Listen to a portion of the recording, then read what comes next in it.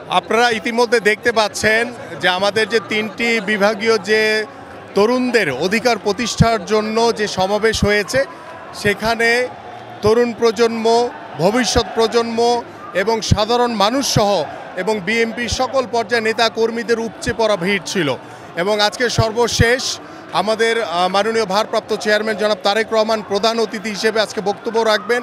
এবং আজকে এখানে তরুণদের যে বাঁধ ভাঙা জোয়ার এবং আজকে ঢাকা শহরের এবং ঢাকা মহানগরীর আশেপাশের প্রত্যেকটি অঞ্চল থেকে যে সাধারণ মানুষ এবং তরুণদের যে উপচে পড়া ভিড়, সেটি আপনারা সকলেই দেখতে পাচ্ছেন। এবং আমরা আশা করব যে আজকের যে সর্বশেষ তরুণদের যে অধিকার প্রতিষ্ঠার জন্য যে আমাদের চলমান যে সমাবেশ রয়েছে, ভবিষ্যৎ একটি স্বপ্নের বাংলাদেশ গড়ার জন্য, একটি মানবিক বাংলাদেশ গড়ার জন্য তরুণদের চিন্তা ভাবনার সাথে একাত্মতা প্রকাশ করে কিভাবে আমরা আগামীতে একটি সুন্দর বাংলাদেশ গড়তে পারি, কিভাবে আমরা স্বৈরাচার মুক্ত একটি বাংলাদেশ গড়তে পারি, যাতে ভবিষ্যতে কোনো স্বৈরাচারের জন্ম না হয় এবং আমাদের এদেশের সাধারণ মানুষের ভোটের অধিকার নিশ্চিত করতে পারি এবং ভবিষ্যতে আমরা সর্বোচ্চভাবে প্রত্যেকটি জাতীয় সংসদ নির্বাচন থেকে শুরু করে সকল নির্বাচন যাতে একটি অবাধ, সুষ্ঠু, নিরপেক্ষ হয়, সেই মেসেজটুকু আমরা তরুণ প্রজন্ম, ভবিষ্যৎ প্রজন্মের কাছে তুলে ধরতে চাই।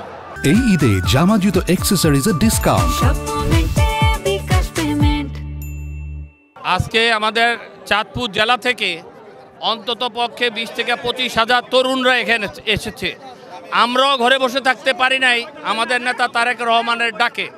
আমরাও আজকে তরুণদের এই কাতারে যোগ দিয়েছি। আজকে এই সমাবেশের 15 থেকে 20 লাখ লোকের সমাবেশ হবে। তাতেই মনে হয় যে তরুণদেরকে বিএনপি কিভাবে সম্পৃক্ত করেছে। আমার একটা স্ট্যাটিস্টিক্স আছে, সেটা হলো যদি 13 কোটি ভোটার বাংলাদেশে হয়, সেখানে 4 কোটি 60 লক্ষ ভোটার এখনও ভোট দিতে যেতে পারে নাই। তার মধ্যে 70% হলো তরুণ। সেই তরুণদের বৃহৎ অংশ তারেক রহমানের পিছনে আছে।